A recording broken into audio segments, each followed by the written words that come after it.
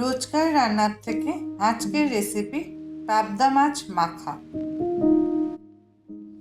আজকের রেসিপি পাবদা মাছ মাখা। লাগবে পাবদা মাছ, ধনেপাতা, শুকনো লঙ্কা, পেঁয়াজ। আমরা কড়াতে তেল দিয়ে শুকনো লঙ্কাগুলি প্রথমে একটু লাল লাল করে ভেজে নিই।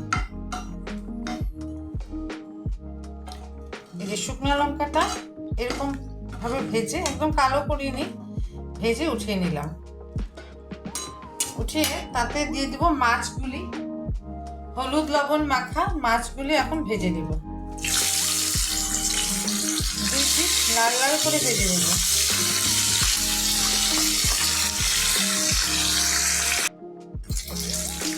এইভাবে লাল লাল করে ভাজা হয়ে গেছে মাছগুলি, এখন আমরা তুলে নিব। এরকম লাল লাল করে ভেজেছি, ভেজে মাছগুলিকে তুলে নিই।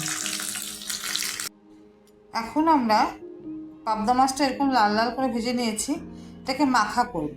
তো আমি ধনেপাতা কুচি করে নিয়েছি, লবণ নিয়েছি পরিমাণ মতন, পেঁয়াজকে একদম কুচি কুচি করে নিয়েছি, আর দুটো শুকনো লঙ্কা।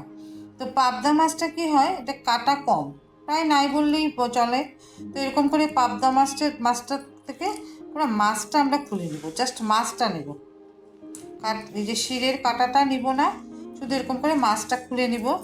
খুলে নিয়ে আর সাথে এই যে পেঁয়াজ, কাঁচা লঙ্কা আর এই শুকনো লঙ্কাটা আমরা ভালো করে মেখে নেব। সঙ্গে দিব একটু কাঁচা সরষের তেল, 1 চামচের মতন পরিমাণ মতন। এরকম মাছটাকে এরকম দিয়ে সবটা মাছই খুলবো, কারণ খুলতে একটু কাঁটাটা দেখে খুলতে লাগবে, তো তাই আমি এই অল্প দেখালাম, আমি পরে দেখাচ্ছি। এরকম করে সবটাকে আগে মেখে নিতে হয় খুব নরম করে। পেঁয়াজটাকে লবণ দিয়ে এরকম চটকালে শুকনো লঙ্কা সহ নরম হয়ে যায়, পেঁয়াজটা নরম হয়ে যাবে, তখন মাখাটা আরও ভালো হবে। তো এইভাবে আমরা মাছটাকে পুরো খুলব।